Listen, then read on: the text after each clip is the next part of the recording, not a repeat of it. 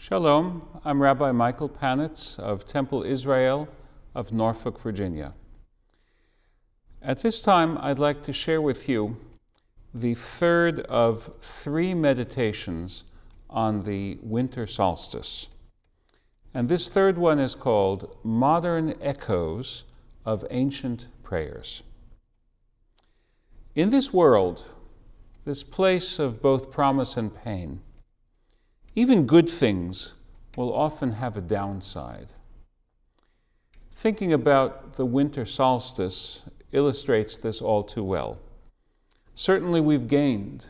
We understand the science of it so much better. But perhaps there's been something lost in the realm of spirit. It's not just that they were farmers and desperately needed to know that the sun would return. The hoopla over the winter solstice in our ancestors' lives speaks to an important component of their consciousness.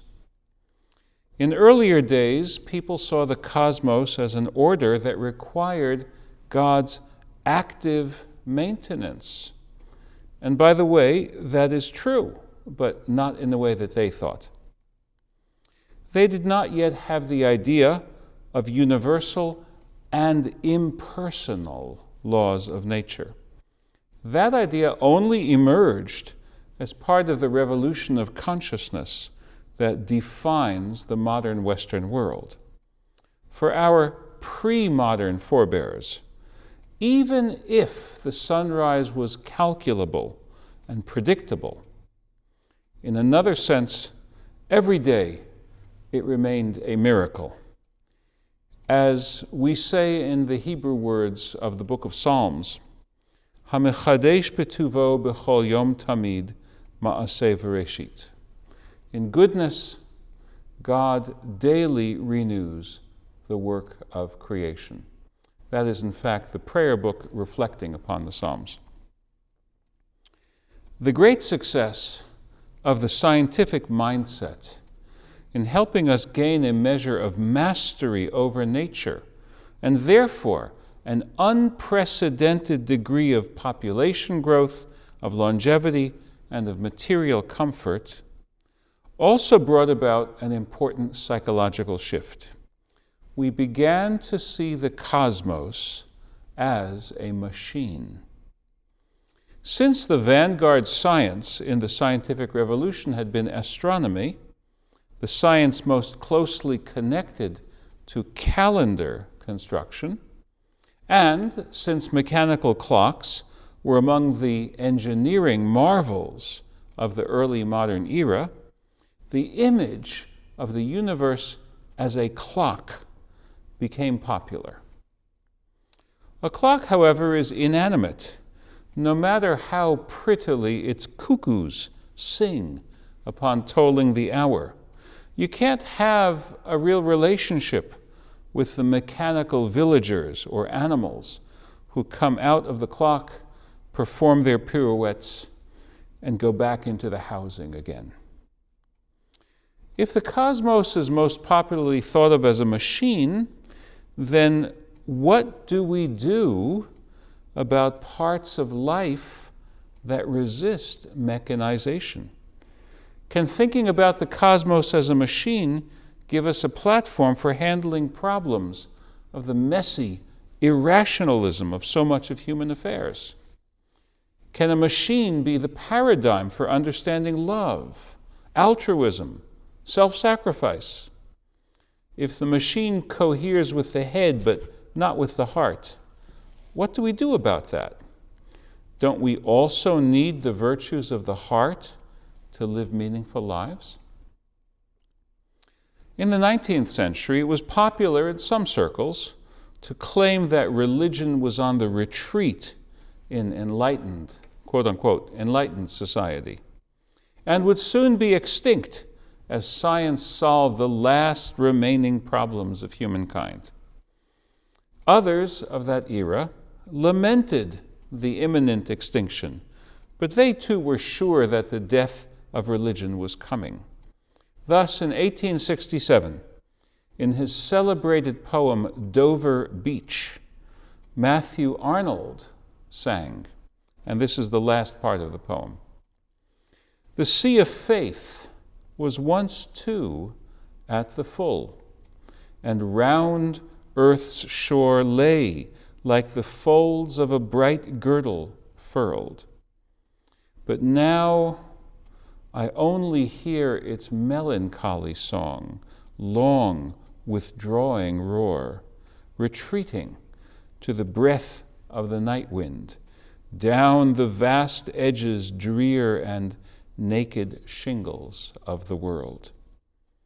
Ah, love, let us be true to one another, for the world, which seems to lie before us like a land of dreams, so various, so beautiful, so new, hath really neither joy, nor love, nor light, nor certitude, nor peace, nor help for pain. And we are here as on a darkling plain, swept with confused alarms of struggle and flight, where ignorant armies clash by night. Perhaps today we would have given Matthew Arnold Prozac, and the world would have been deprived of his beautiful, if depressive, meditations. Arnold was right in seeing that people hurt each other when they banish the realm of the spirit for a world hemmed in by purely materialistic concerns. But Arnold was wrong in thinking that a soulless view of the world was destined to dominate all consciousness. After every retreating tide, it is natural for the water to advance again. After every diminution of the sunlight, and this is the lesson of the solstice, the days will again grow longer. This is also true of the life of the mind. The mechanistic and deterministic straitjacket of the world picture of classical physics proved to be incomplete, even in science. And more fundamentally, the power of the mechanistic world picture to be a description of all of life was seen to be much overstated. While not a great poet in the academic canon, an artist living a century after Matthew Arnold has been listened to and sung by a vastly greater number of enthusiasts. That is George Harrison of the Beatles. In April 1969, while going through difficult days with the singing group, he played hooky for a day, and instead of going to the studio and meeting with accountants, he traipsed through the garden of his friend Eric Clapton. While there, he began composing what became the song, "Here Comes the Sun." Where did his inspiration come from? Meteorological records show that February and March 1969 were dreary months, even by English standards, but that April set records for bright sunny days. Or perhaps Harrison was seeing a different kind of sun. Between his use of mind-bending drugs and his involvement in the Hindu religious way, which contains a notable tradition of sun worship, Harrison may have been in a period of sun-focused meditation. In any case, consider the lyrics. You just might find yourself singing along. Here comes the sun. Here comes the sun, and I say, it's all right. Little darling, it's been a long, cold, lonely winter. Little darling, it feels like years since it's been here. Here comes the sun. Here comes the sun, and I say, it's all right. And the poem continues in that vein. Sun, sun, sun, here it comes. It's all right. While the musical idiom of Harrison's song is solidly mid-20th century popular music, The basic poetry could well have been an echo of some ancient Druid prayer at Stonehenge, or for that matter, anywhere in the world. The universality of Harrison's message certainly hit a chord in its day. In 1969, the same year as the release of Here Comes the Sun, the musical band Fifth Dimension's cover of the medley Aquarius and Let the Sun Shine from the musical Hair topped the pop singles chart in the USA for 6 weeks. Let the sun shine, let the sun shine, let the sun shine in. Harrison's song has worn well, too. At the inauguration of President Biden, John Bon Jovi performed the song as part of the medley celebrating America. As of August 2021, it has been played on Spotify over 700 million times. The song title has also inspired artistic expressions in other media.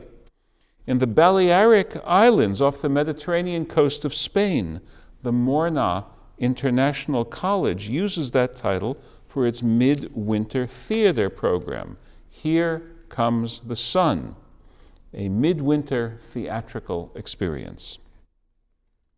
Back to Judaism.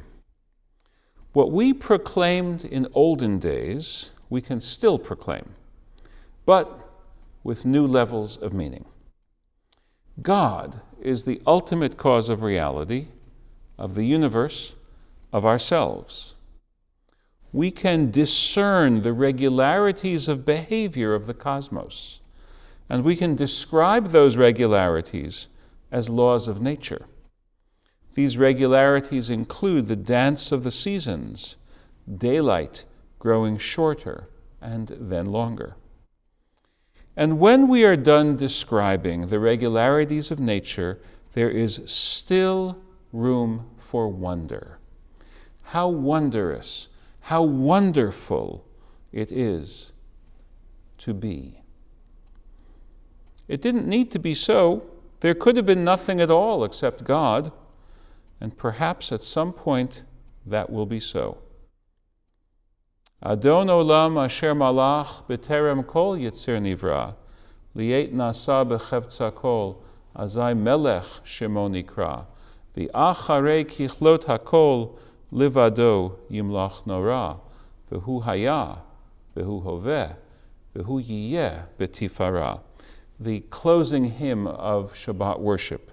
Before creation shaped the world, eternally God reigned alone. But only with creation done could God as sovereign be known. When all is ended, God alone will reign in awe-inspiring majesty. God was, God is, God always will be glorious in eternity.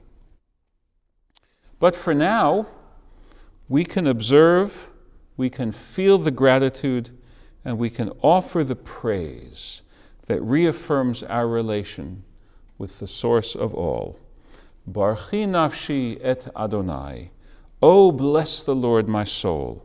You are very great. You spread the heavens like a tent cloth. May the glory of the Lord endure forever. May the Lord rejoice in his works. Amen. Happy solstice.